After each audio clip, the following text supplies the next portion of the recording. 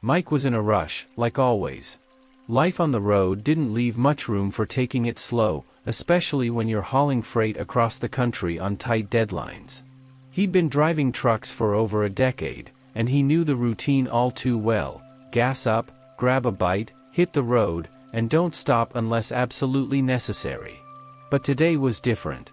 He had barely pulled off the highway into a small town he didn't even know the name of when he noticed a man and a little girl sitting on the curb outside a rundown gas station. The man, probably in his early 40s, looked exhausted, his clothes dirty and torn. The girl couldn't have been more than 7 or 8, clutching a worn-out stuffed rabbit like it was her only friend in the world. Something about the scene tugged at Mike's heart, a part of him he didn't tap into very often. But there wasn't time to dwell on it. He was already late, and the delivery wasn't going to make itself. Mike filled up his tank, grabbed a coffee, and was ready to hit the road again when the man approached him. He didn't ask for money or food like Mike expected. Instead, he asked for something far more significant: a place to stay, just for the night, somewhere safe where his daughter could sleep without worrying about what might happen in the dark. Mike hesitated. He didn't know this guy from Adam.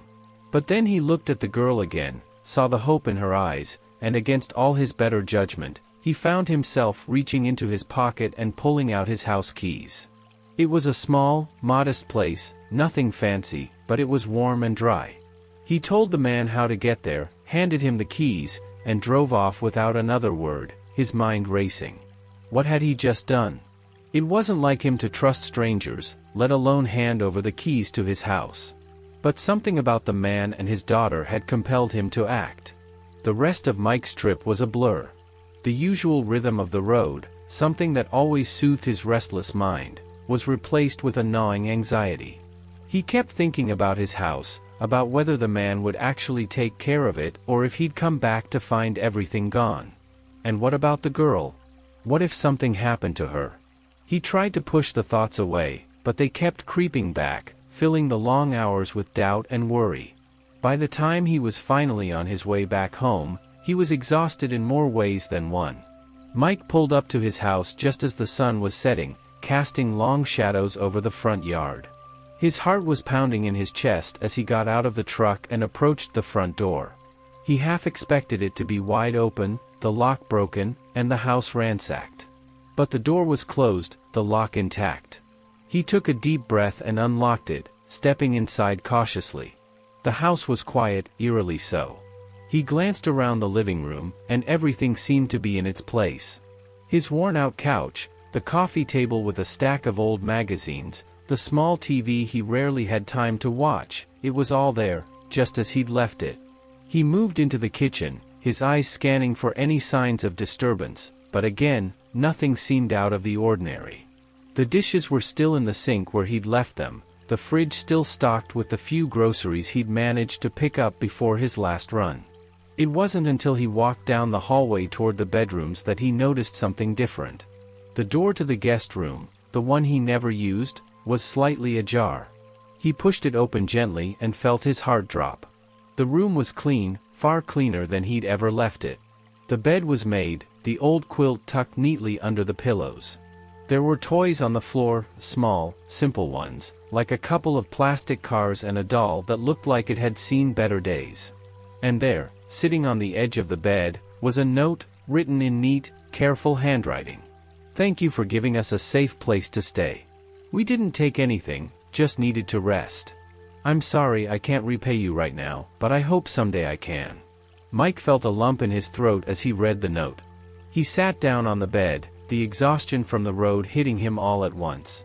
He had taken a risk, a big one, and it had paid off in a way he hadn't expected. The man and his daughter hadn't taken advantage of his kindness, they had simply needed a place to rest, and they had respected his home in return. For the first time in a long while, Mike felt something shift inside him.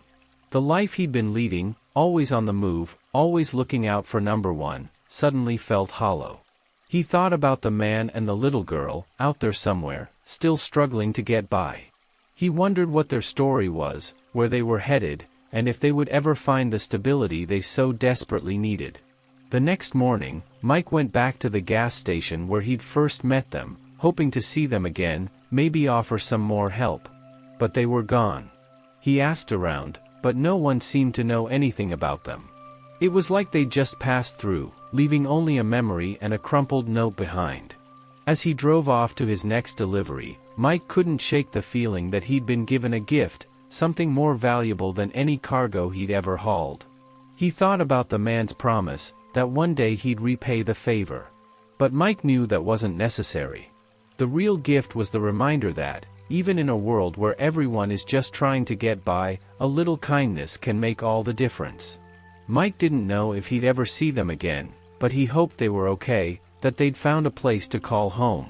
And as he hit the open road once more, he carried with him a renewed sense of purpose, a feeling that maybe, just maybe, he was driving toward something more meaningful than just his next delivery.